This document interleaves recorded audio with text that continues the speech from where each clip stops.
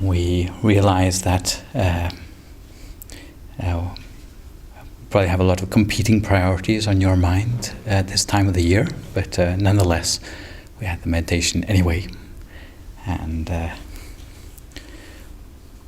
in the spirit of Thanksgiving, we have some sort of turkey-flavored snacks which you can help yourself to on the way out. Yeah. But today we proceed with what is in fact number 9 of our meditation skills series, which is to do with really getting perspective on our own sense of purpose in life through being someone who meditates regularly. At first sight, it may not be quite obvious what the connection between meaning in life or direction in life and having a meditation practice might exactly be.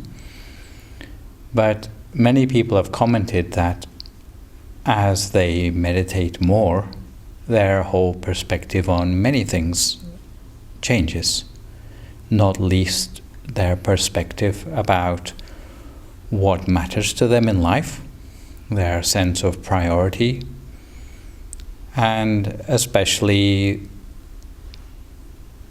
realizing the worth of their own life in a way that it's almost like they take a step back from their own life and look at themselves as another person might look at themselves.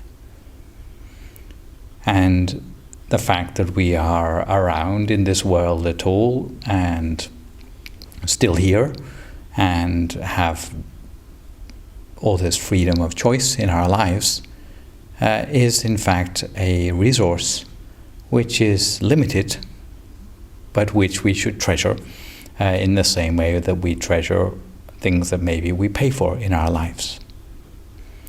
Because otherwise life can be something that passes us by without too much to notice. And once it's passed us by, then it doesn't come back again. Life starts out quite insignificant for most of us, and as time goes on, we sort of grow.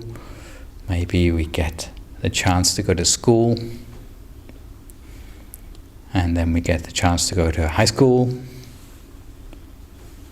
and then maybe if we're really lucky, we get the chance to go to some college or university somewhere and even graduate from there. And then on the basis of our diploma, they get a desk to put you behind somewhere.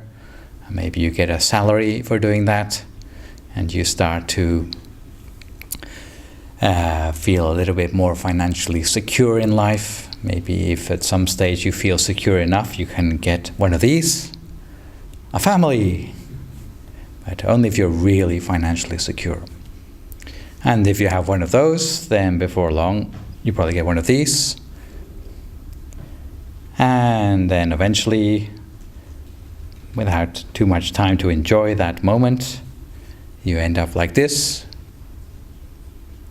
And then you find the doctor starts to come and visit you a little bit more frequently. And then they put you in a box.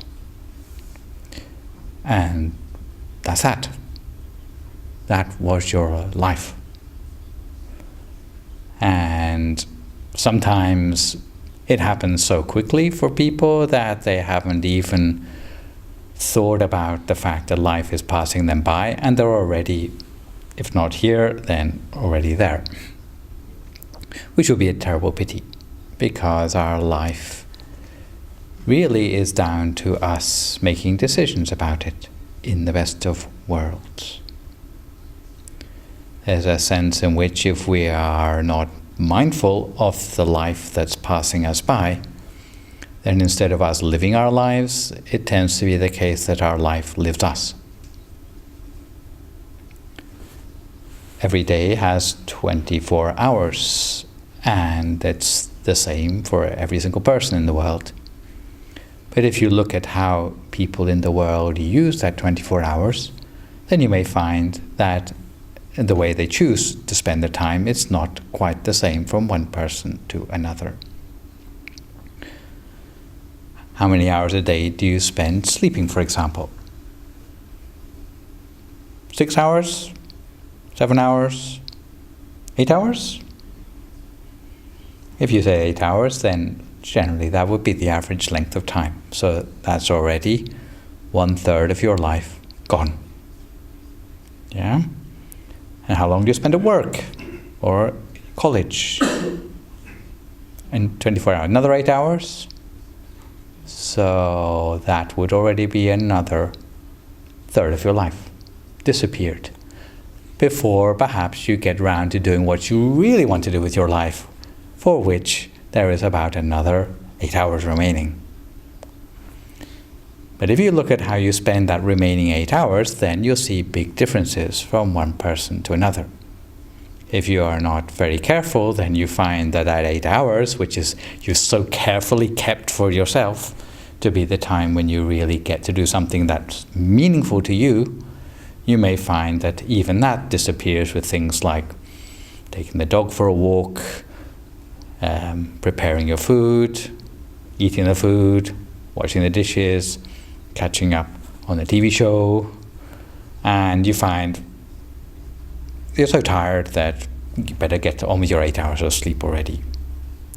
So if you find yourself at the tender age of 60, in your life you would have already spent 20 years asleep,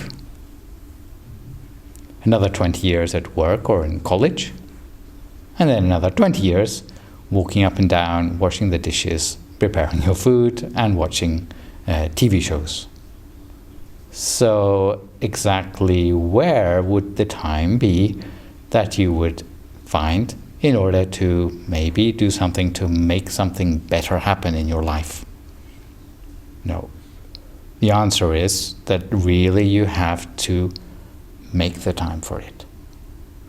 Some people say they'll wait to try and find the time for it, but in the real world, really you have to make the time for it in order to get that time inserted somewhere in that 8 hours of your 24 hours when you actually have some choice in the matter.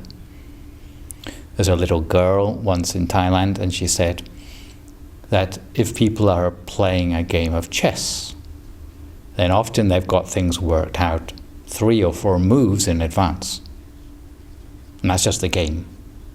But for their own lives, they really have no plan. Certainly not 3 or 4 moves in advance. They just say, well, go with the flow, or we'll see what turns up. And sometimes nothing turns up. There's a sense in which we have to be very proactive, especially as meditators, and we're trying to make that time in order to find some sort of space. If we think that meditation is important, then we should find a way to prioritize it. And this isn't just the case for meditation, but really for everything you find gives your life importance and meaning. When back in my tender years, we were doing teacher training, they gave us this very interesting exercise to do. And it's an exercise called Possible Lifelines. And we were quite young when we were doing this, so sort of the 25 years mark actually meant something. But it's 25 years old was quite a long time ago, for some of us anyway. But the idea is that if you take your life and you are somewhere along this lifeline between birth and death, looming on the horizon there, and you have a fairly optimistic view that you're going to be around until age 75 at least, then you ought to have an idea about, in 20 years' time, what you actually would like to have achieved in your life. And you can write it in a little box. So maybe you can write it in your little box in your imagination for now. But like in a probable lifeline, so if you don't do anything special, what will you end up being like in 20 years from now, 40 years from now? It's something worth giving some thought. Yeah. And then if you made a special effort and you can shift away from the probable lifeline, which is what happens almost like by default, If you actually made some special effort to get things organized, so the things that you give priority to in your life are more able to come about, if you could plan for it, then what would you do that was different in 20 years' time and in 40 years' time? It's worth thinking about for yourself. Because if you don't make the decision and the plan, then it's pretty certain that no one else is going to do it for you. And you end up with your photo enlarged and in that wooden box before you know it. So it's worth having a plan. Some people say, well, how would I even reflect on such a thing? But it's strange that sometimes as we're meditating and as we find our mind is sort of in a peaceful place, the sort of things that are important to us and meaningful to us do seem to become more in reach and more tangible than if we are just sort of busy with everything the whole of the time. So that would be a time to ask yourself that question. How do you see yourself 20 years from now and 40 years from now? Meditation may be a part of that, of course, but it may be that you have other plans which are also quite important for yourself as well. It's worth thinking about.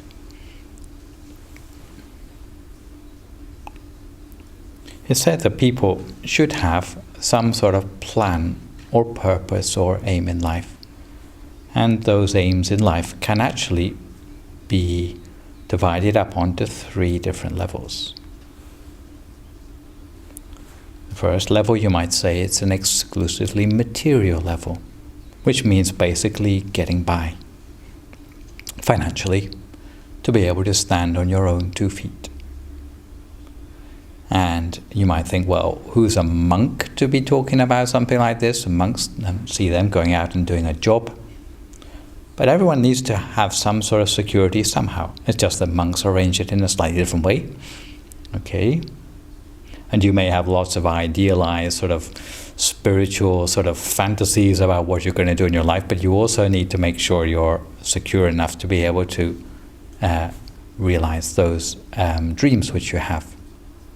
So, making sure that you can stand on your own 2 feet and not have to rely on someone else is a good start. And everyone should have that. I'm not saying it is the whole of life, but it's certainly the foundation for any other more subtle or refined dreams in life which you might have.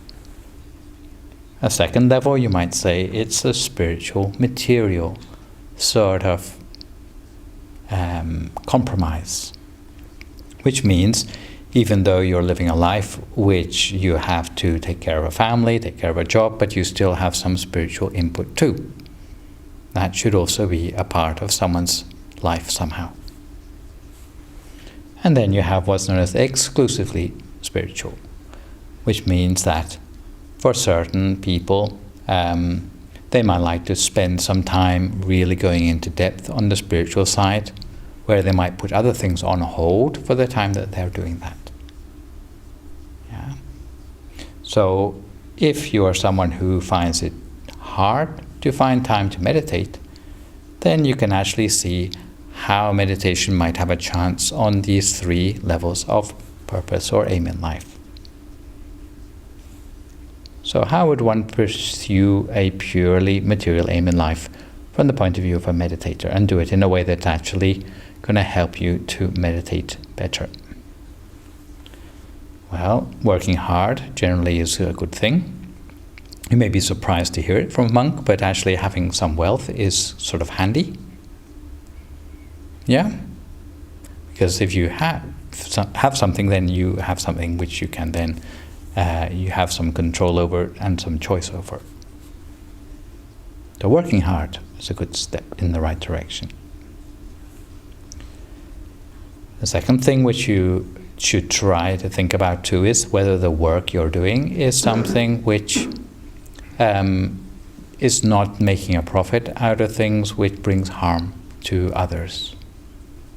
If you're doing a job which gives you some satisfaction on a deeper level than merely the salary it pays you, so the sort of job, for example, where by doing it you're actually putting a smile on people's faces, or you are making a difference to people's lives, then that's somehow satisfying even on a deeper spiritual level. It's not just the money in the bank at the end of the month. Yeah? And somehow that gives you some sort of meaning, even though you didn't meditate yet, but you come home somehow feeling, well, I'm tired, but that was worthwhile. And that can be really helpful from the point of view of finding meaning in life. Remind yourself that you can't take wealth with you when you go. It's a good way of putting that in perspective.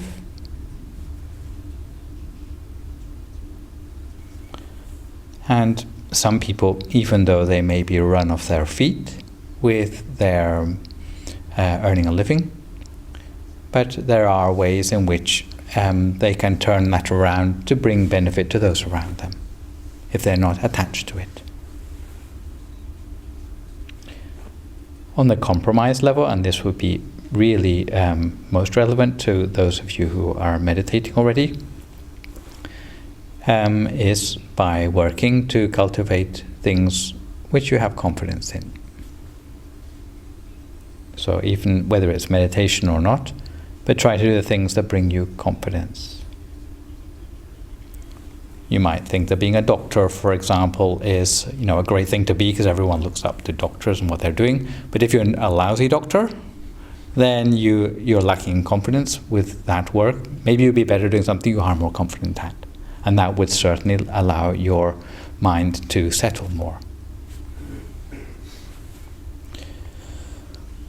Being able to do your spiritual work within the limits of some sort of ethical integrity would help to bring that more meaning, and a positive meaning which would help you when you came to meditate. Work which involves self-sacrifice of some sort generally will change something about you on the inside, as well as being merely something you do for your working life. Cultivating wisdom, not something you can just download from online, but something where you really need to sort of live what you are learning.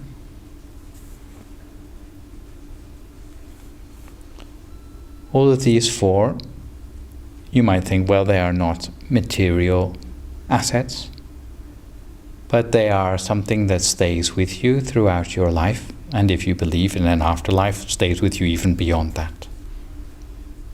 Because they're the sort of qualities which really become a part of you. Have you heard the comparison between personal qualities which you might list on your Facebook page and personal qualities that people might include in their speech about you at your funeral?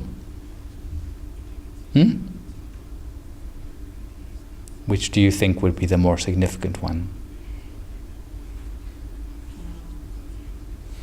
The sort of thing which you've been doing the whole of your life, which people would summarize your life as having exemplified, wouldn't that be somehow something much more deep and significant than something that you put up with your photo, your selfie stick photo on your Facebook page?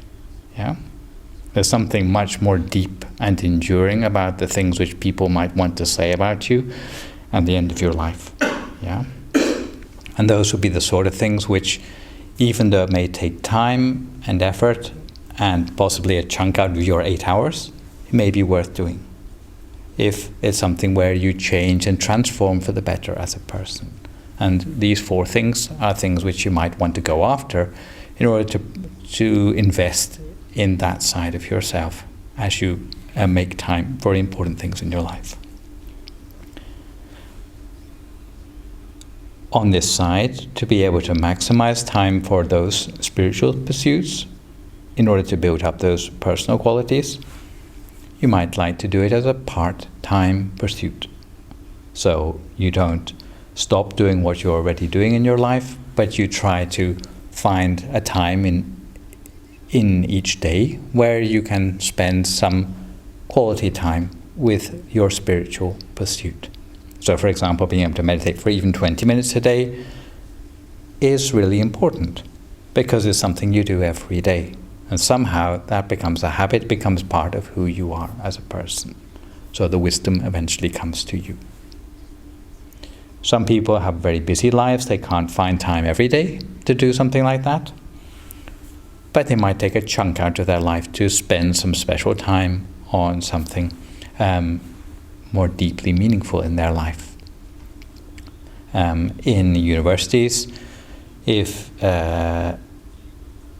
professors are teaching all the time, they don't have time to go and look for new knowledge because they're just teaching all the time. So they take what's known as a sabbatical, they take time out, and the university supports them to do that in order that they can get some deeper knowledge to bring back with them to the classroom next time round. Some people do the same thing with a year out, for example, between high school and university to go and get some experience in life, often by traveling to find new experiences. And in the same way, a person might spend a particular length of time focusing on meditation. It's not something they can do every day, but they might have a special time in their life when they can do that.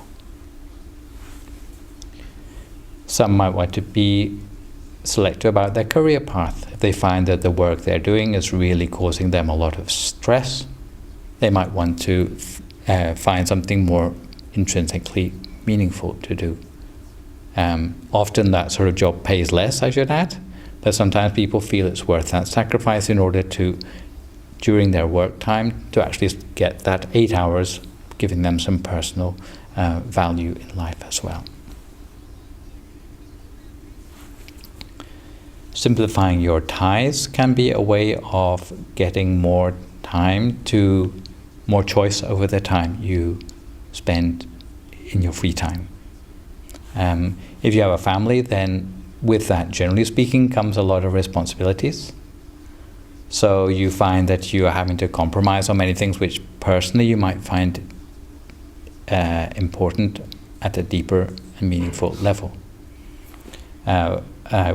Without trying to be sexist at all, many women who are career women find that the moment they start having a family, there's a lot of expectations put on them that they're going to sacrifice that career in order that they're going to spend more time with their family. That may not be a choice that they want to make, for example. And if they didn't get the family in the first place, then maybe they could go further or higher in their chosen career. So simplifying your ties actually gives you more freedom in some senses to pursue the things which may be more important than that to you. And even if you are working yourself silly, but being paid quite a lot to do that, it may be that you can then use that for some sort of philanthropic purpose. So you can become the sort of Bill Gates of the world who can set up foundations which would then give you the satisfaction for all the time you lost devoting your time to your business, for example. And that would be how that sense of meaningfulness could come back.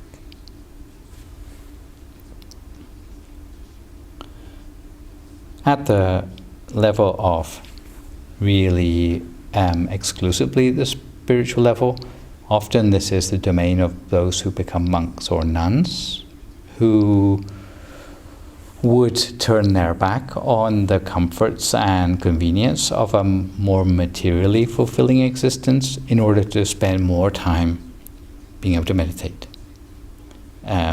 Generally speaking, if you sat down and meditated for hours at a time, then if you're not a monk or a nun, people would blame you for that. But if it happens to be that's the thing that's important to you, then if you become a monk or a nun, then you actually have the chance to do that and no one's going to complain. So that can be a way which some people sort out that side of their third step on their aim in life. But even if you're not a monk or a nun, you can still borrow from some of the lifestyle which monks and nuns use in a way that is actually uplifting, even on this sort of material, spiritual compromise level. being on some sort of meditation retreat is a bit like being, temporarily speaking, a monk or a nun. Because it's like spending the whole day meditating, for example. That gives you a glimpse of what that life might be like. Yeah? So even like a 1-day retreat, 3-day retreat, during that time when you're sort of living the meditation, that gives you a glimpse of something which normally in your everyday life you would never have the chance to touch upon. And the thing which attracts people into that lifestyle is that they can work on themselves almost continuously and without compromise. If they have aspects of their character which they want to work on, to improve upon, they can really get down to the work of that without any compromises, because that is their main work. Yeah. So there are 3 levels of aim in life, and people tend to adopt more or less of those 3 depending on their circumstances. Now, for monks, obviously, or nuns, then the top one of the 3, I'll go back to that slide for what it's worth, it is probably the biggest chunk of their time. But even for those who may not be monks or nuns, if you're interested in meditation, it may still be helpful to have a small part of that in your life too. But mostly it would be on the middle section, and maybe a little bit on the bottom section too.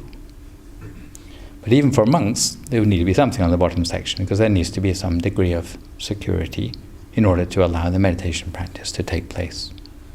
So if it's down to yourself and reflecting on where you want to be 20 years from now, 40 years from now, then you might like to reflect on those in terms of 3 different levels of things which you would like to happen, rather than just like maybe the material level alone. So hopefully that made you think a little bit. Reflect back on yourself as on this sort of journey. That journey where it's not a return trip. It's a one-way journey, but how you would like that journey to go is very much down to what you think about it. And if you have a plan A, you can also have a plan B. And if plan B doesn't work out, don't forget there's still another 24 letters in the alphabet. Yeah? But it's better than having no plan. If you have no plan, then time tends to make all the decisions for you. And before you know it, you have no choices left. So for today, we have a little bit of time for some meditation. If you would like to make yourself comfortable. And for those who are new, maybe curious about center of the body, which has been talked about, it's somewhere down in this area here.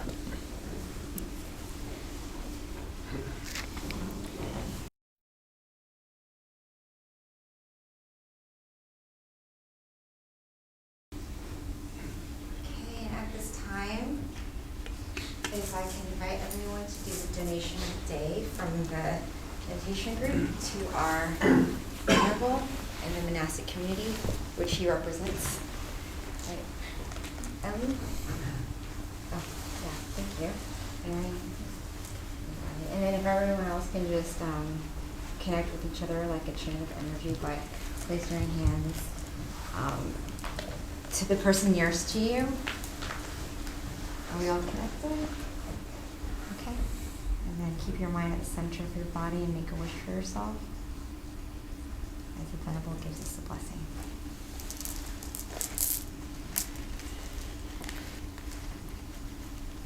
I wish all of you achieve happiness, success and fulfillment in lives. All the good things you wish for come true easily. May you manage to have a clear perspective in life for your own future, whether it be on the material or spiritual level.